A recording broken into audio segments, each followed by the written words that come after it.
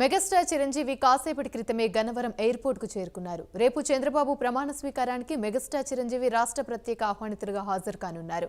చిరంజీవికి ఈ మేరకు టీడీపీ అధినేత చంద్రబాబు వాహనాన్ని పంపించారు. దాంతో ఇవాళ సాయంత్రం హైదరాబాద్ బేగంపేట ఎయిర్పోర్ట్ నుంచి కుటుంబ సభ్యులతో సహా బయలుదేరి విజయవాడకు చేరుకున్నారు.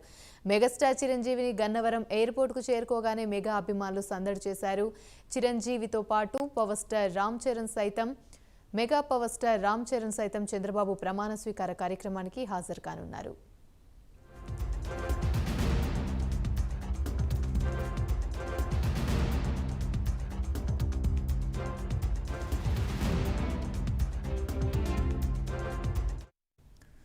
ఇదే అంశానికి సంబంధించి మరిన్ని వివరాలు మా ఏపీ బ్యూరో చీఫ్ రాజు మరిన్ని అప్డేట్స్ అందిస్తారు లైవ్ ద్వారా.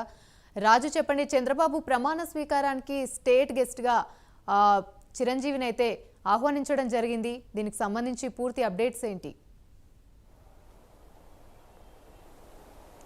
రైట్ హ్యామరీ, మొత్తానికి రేపు ఉదయం 11:27 ఆంధ్రప్రదేశ్ ముఖ్యమంత్రిగా టీడీపీ అధినేత చంద్రబాబు నాయుడు ప్రమాణ స్వీకారం చేయబోతున్నారు. మరి ఈ నేపథ్యంలోనే భారీ ఎత్తున ఏర్పాట్లు చేస్తున్నారు. చంద్రబాబు ప్రమాణ స్వీకారానికి పెద్ద ఎత్తున వీవీఐపీలు కూడా తరలివస్తున్నటువంటి పరిస్థితి. ప్రధానమంత్రి నరేంద్ర మోడీ, అలాగే అమిత్ షాతో పాటు ఇతర కేంద్ర మంత్రులతో పాటు ఎన్డీఏలో ఉన్నటువంటి కీలకమైనటువంటి నేతలు, ఎన్డీఏ పక్షాలకు సంబంధించినటువంటి ముఖ్య నేతలు, అగ్రనేతలంతా కూడా ఈ కార్యక్రమానికి హాజరవుతూ ఉన్నటువంటి సిచ్యువేషన్. మరి ఈ నేపథ్యంలోనే ఆంధ్రప్రదేశ్ ప్రభుత్వం తరఫున స్టేట్ గెస్ట్గా మెగాస్టార్ చిరంజీవికి ఆహ్వానం పంపించినటువంటి పరిస్థితి. మరి ఈ మేరకు చిరంజీవి కుటుంబంతో సహా గత కొద్దిసేపటి క్రితం గన్నవరం విమానాశ్రయానికి చేరుకున్నారు. గన్నవరం విమానాశ్రయానికి చేరుకుని రాత్రికి ఇక్కడే బస చేసి రేపు ఉదయం 11:27 చంద్రబాబు నాయుడు సహా మంత్రివర్గం చేసేటటువంటి ప్రమాణ స్వీకారానికి ఆయన హాజరవుతూ ఉన్నటువంటి పరిస్థితి కనిపిస్తుంది. మరోపక్క మోడీ, అంతేకాకుండా ఇతర కేంద్ర పెద్దలంతా కూడా రేపు ఉదయం 10:20 గన్నవరం ఎయిర్పోర్ట్కి చేరుకుంటారు. అక్కడి నుంచి నేరుగా ఏదైతే ప్రమాణ స్వీకారం జరుగుతున్నటువంటి వేదిక వద్దకు చేరుకునేటటువంటి అవకాశాలు కనిపిస్తున్నాయి.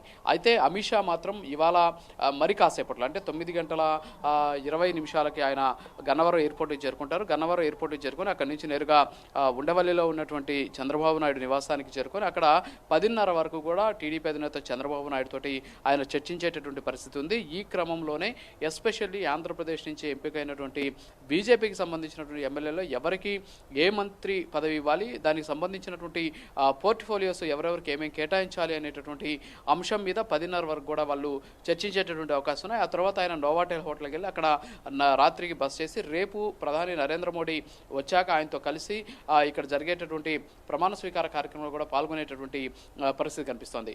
మరోపక్క ఇప్పటికే టీడీపీ అధినేత చంద్రబాబు నాయుడిని ప్రభుత్వం ఏర్పాటు చేసేందుకు రావాలని చెప్పేసి గవర్నర్ ఆహ్వానించారు. ఆ మేరకు ఒక నోట్ను కూడా రిలీజ్ చేసినటువంటి పరిస్థితి ఉంది. మరోపక్క చంద్రబాబు నాయుడు కూడా గవర్నర్ని కలిసినటువంటి సిచ్యువేషన్. సో మొత్తానికైతే రేపు ఆంధ్రప్రదేశ్ ప్రభుత్వానికి సంబంధించినటువంటి నూతన ప్రభుత్వం ఏర్పడుతూ ఉన్నటువంటి నేపథ్యంలో పెద్ద సంఖ్యలో ఇక్కడికి టీడీపీకి అభిమానులు కావచ్చు, అలాగే జనసేన, బీజేపీకి సంబంధించినటువంటి నాయకులు, కార్యకర్తలు కూడా పెద్ద ఎత్తున విజయవాడ నగరానికి చేరుకున్నారు. ఎటువైపు చూసినా సరే ఎక్కడ హోటల్స్ కూడా దొరకనటువంటి పరిస్థితి, బస చేసేందుకు రూములు కూడా దొరక్కపోయినప్పటికీ కూడా చాలామంది ఇక్కడే ఉండి రేపు ప్రమాణ స్వీకారాన్ని చూడాలి అని చెప్పేసి వెయిట్ చేస్తూ ఉన్నటువంటి పరిస్థితి.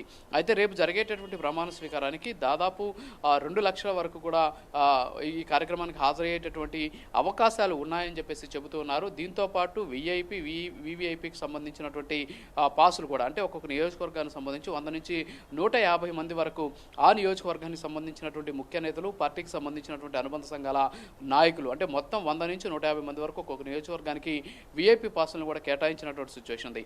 మరోపక్క గన్నవరం ఎయిర్పోర్ట్కి వెళ్ళేటువంటి ప్రయాణికులు కూడా కొన్ని హెచ్చరికలు జారీ చేయడం జరిగింది. రేపు ప్రయాణించేటటువంటి ప్రయాణికులంతా కూడా ఉదయం 9:30 గంటల తర్వాత ఎయిర్పోర్ట్కి అనుమతించేటటువంటి అవకాశాలు లేవు. కాబట్టి రేపు సాయంత్రం వరకు ప్రయాణం చేసేటటువంటి ప్రయాణికులు ఎవరైతే ఉంటారో వాళ్ళు ఉదయం 9:30 లోపల ఎయిర్పోర్ట్కి చేరుకోవాలి అని చెప్పేసి ఎయిర్పోర్ట్ అథారిటీస్ చెప్పినటువంటి పరిస్థితి. మరోపక్క వచ్చేటటువంటి వాహనాలను ఎక్కడికక్కడ అంటే వాహనాలకు సంబంధించినటువంటి ట్రాఫిక్ మళ్లింపు జరుగుతోంది. అంతేకాకుండా చాలా ప్రాంతాల్లో వాహనాలు వెళ్లకుండా కూడా చర్యలు తీసుకుంటూ ఉన్నటువంటి పరిస్థితి, ట్రాఫిక్ని కూడా ఎక్కడికక్కడ క్రమబద్ధీకరిస్తూ ఉన్నటువంటి ఆ సిచ్యువేషన్ కనిపిస్తుంది. ఆల్టర్నేటివ్ రూట్స్ కూడా ఏర్పాటు చేసినటువంటి సిచ్యువేషన్ ఉంది. మరోపక్క ఈ కార్యక్రమానికి హాజరయ్యేటటువంటి వాళ్ళకి సంబంధించి కొన్ని వాహనాలు మాత్రమే సభాస్థలి దగ్గరికి చేరుకునే విధంగా చర్యలు తీసుకున్నారు. మిగతా అన్ని కూడా చుట్టుపక్కల దాదాపు 1.5-2 కిలోమీటర్ల వరకు కూడా ఏ వాహనాన్ని అనుమతించకుండా అక్కడ పార్కింగ్ ఏర్పాటు చేసినటువంటి సిచ్యువేషన్ ఉంది. సో ఇప్పటి వరకు కూడా ఏర్పాట్లు జరిగాయి. అయితే గత కొద్దిసేపటి క్రితం వర్షం వచ్చినటువంటి నేపథ్యంలో ఇప్పటికే ఏర్పాట్లు దాదాపుగా పూర్తయినటువంటి పరిస్థితి. ఇప్పటి వరకు కూడా స్టేట్ పోలీసు అలాగే కేంద్రం నుంచి వచ్చినటువంటి సిఆర్పిఎఫ్ బలగాల ఆధ్వర్యంలోనే అక్కడ సభాస్థలి ఉంది. అయితే ఇప్పటికీ ప్రధానమంత్రికి సంబంధించినటువంటి భద్రతా దళమైనటువంటి ఎస్పీజీకి సంబంధించినటువంటి ప్రతినిధులు అదే ఎస్పీకి సంబంధించినటువంటి అధికారులు వచ్చి సభాస్థలి తమ అధీనంలో కూడా తీసుకున్నటువంటి పరిస్థితి. ఎందుకంటే రేపు ప్రధానమంత్రి వస్తున్నటువంటి నేపథ్యంలో టైట్ సెక్యూరిటీని కూడా ఏర్పాటు చేసినట్టు తెలుస్తుంది. మరోపక్క ఈ కార్యక్రమానికి మాజీ ముఖ్యమంత్రి జగన్మోహన్ రెడ్డిని ఆహ్వానించాలి అని చెప్పేసి టీడీపీ అధినేత చంద్రబాబు నాయుడు ఆయనకి ఆహ్వానం పంపేందుకు ప్రయత్నిస్తే ఆయన అందుబాటులోకి రాలేదు అనేటటువంటి సమాచారం కూడా అందుతూ ఉంది. ఎందుకంటే ఎక్కడైనా సరే ఇది ఒక ఆనవాయితీ, ప్రభుత్వం ఏర్పాటయ్యేటటువంటి ఆ సందర్భంలో అటు ప్రతిపక్షాలను కావచ్చు అంతేకాకుండా విపక్షాలని పిలవడం ఆనవాయితీ. అయితే ఇప్పుడు జగన్మోహన్ రెడ్డి కేవలం 11 ఎమ్మెల్యే స్థానాలతోటి కనీసం ప్రధాన ప్రతిపక్ష హోదా దక్కించుకోకపోయినప్పటికీ కూడా ఆయన ప్రతిపక్షమే కాబట్టి సో ఆయన కూడా ఈ కార్యక్రమానికి రావాలి అనేటటువంటి ఉద్దేశంతో టీడీపీ అధినేత చంద్రబాబు నాయుడు ఆయన ఆహ్వానించాలని చెప్పేసి ప్రయత్నించినప్పుడు కూడా ఆయన అందుబాటులోకి రాలేదని తెలుస్తుంది.